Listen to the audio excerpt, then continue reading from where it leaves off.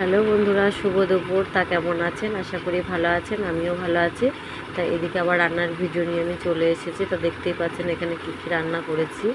এদিকে হলো কাতলা মাছ, আর এটা আছে উচ্ছে আলু বেগুন দিয়ে একটা তরকারি বানিয়েছি, এটা আমের চাটনি। এদিকে আছে ওল সেদ্ধ, আর এদিকে আছে এটা তেলাকুচো ডগা দিয়ে, আর লাজনের ডাঁটা উচ্ছে আলু দিয়ে আমি এটা একটা পাতলা ঝোল বানিয়েছি আর কি গরমে। তো বড়মশাই খেতে চেয়েছে, যার জন্য ওটা ওর জন্য বানিয়েছি।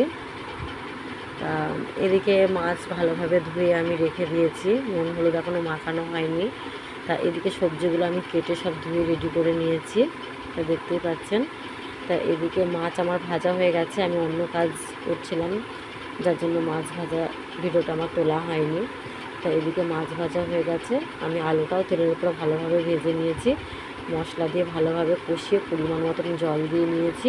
তো এরপরে ঝোলটা ফুটে উঠলে আমি মাছগুলো দিয়ে দেবো, কারণ মাছগুলো একটু আজকে বেশি ভাজা হয়ে গেছে। তা অন্য কাজ করতে গিয়ে আজকে মাছগুলো আমার এই অবস্থা হয়ে গেল, কি করব। তো যাই হোক, আজকে তো মনে হয় একটু বকা খেতেই হবে, মাছটা যেহেতু একটু পুড়ে গেছে।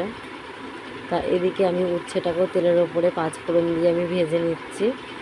তা উচ্ছেটা একটু লাল করে ভাজবো, উচ্ছেটা একটু ভেজে নিলে অতটা তেতো লাগে না আর কি, যার জন্য আমি একটু ভেজেই করি। আর এদিকে বেগুন আলু কাটা ছিল, সেটাও আমি দিয়ে দিয়েছি উচ্ছের মধ্যে। তা ভালোভাবে এটাকে আমি ভেজে নিলাম। তা এরপরে এর মধ্যে আজকে অন্যরকমভাবে আমি এটা বানাচ্ছি, এতে আদা রসুন পেঁয়াজ বাটা লঙ্কা বাটা সব আছে।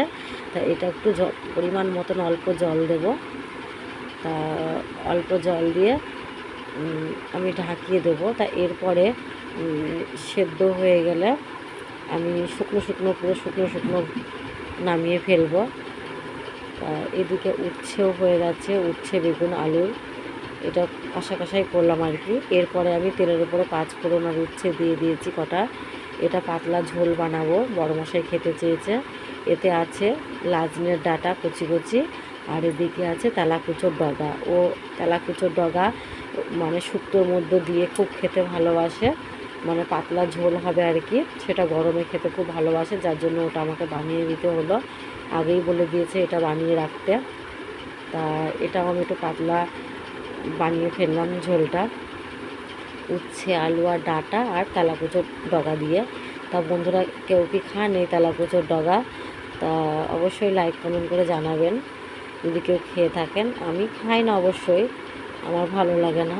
তা আমাকে বলে খেতে, এটা শরীরের পক্ষে ভালো, তা ওই খায় আর কি। তা যাই হোক, তা এরপরে আমি আমের টক বানিয়ে ফেলবো। তা তেলের উপরে আমি পাঁচফোড়ন আর শুকনো লঙ্কা দিয়ে দিয়েছি। তা আমি আমগুলোকে দিয়ে দেবো, একটু হলুদ আর একটু নুন দিয়ে আমি খানিকটা একটু নেড়ে চেড়ে পরিমাণ মতন জল দিয়ে নেব। তা এর মধ্যে আমি চিনি আর বাতাস একসাথেই মেশানো ছিল, সেটাই দিয়ে দিয়েছি। তা বন্ধুরা, রান্নার ভিডিও কেমন হয়েছে অবশ্যই লাইক কমেন্ট করে জানাবেন। আগামী দিন আবার অন্য কোনো রান্না নিয়ে আপনাদের সামনে আসব। তা এই হলো আজকের ভিডিও। তা বন্ধুরা, অবশ্যই ভালো থাকবেন, আর আমার রান্নার ভিডিওটা অবশ্যই দেখবেন।